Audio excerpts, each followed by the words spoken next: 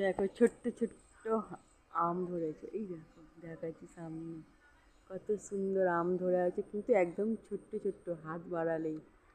ভালো করে দেখাচ্ছে, এই যে ছোট্ট ছোট্ট একদম একটা সুন্দর পরিবেশের মধ্যে। এই দেখুন টিকটিকে টিকটিক টিকটিক করে উঠলো। আশা করি বুঝতেই পারছেন এগুলো কি। এটা হচ্ছে ধান কাটার পরে ওই যে মানে যারা গ্রামে থাকে তারা তো জানেনি, এই মানে খড়ের পালা বলে এগুলোকে।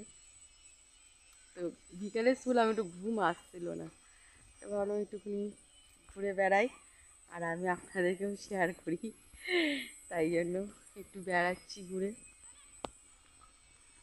একদম প্রকৃতি, খুব সুন্দর প্রকৃতি। তো আমি ব্যাক ক্যামেরায় দেখাচ্ছি আরো। দেখো দিঘিটা কি সুন্দর, এই দেখো দিঘিটা, দেখো কত সুন্দর দিঘিটা।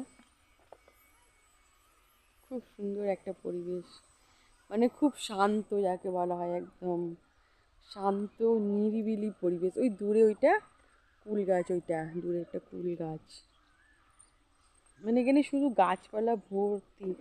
আর দেখুন কি সুন্দর সুন্দর ফুল ফুটে আছে, আমি ফুলগুলোর দানা নিয়ে যাবো। দেখুন দেখুন কি সুন্দর সুন্দর ফুল একদম, দেখেছেন তো? দেখছেন সব যাচ্ছে। বাবু নে, হ্যাঁ আমাকে নে, আমার সঙ্গে ঘোরাচ্ছি, প্রকৃতি দৃশ্য সব দেখুন। ধান, সব ধান লাগিয়েছে চারিদিকে একদম, যেখানে দেখবো শুধু সবুজ সবুজ।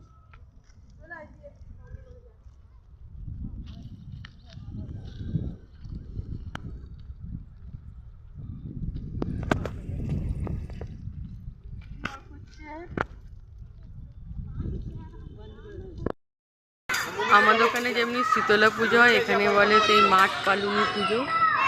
এই মাঠ পালুনি পুজো দিতে এসেছেন রক্ষাকালী মায়ের মন্দিরে।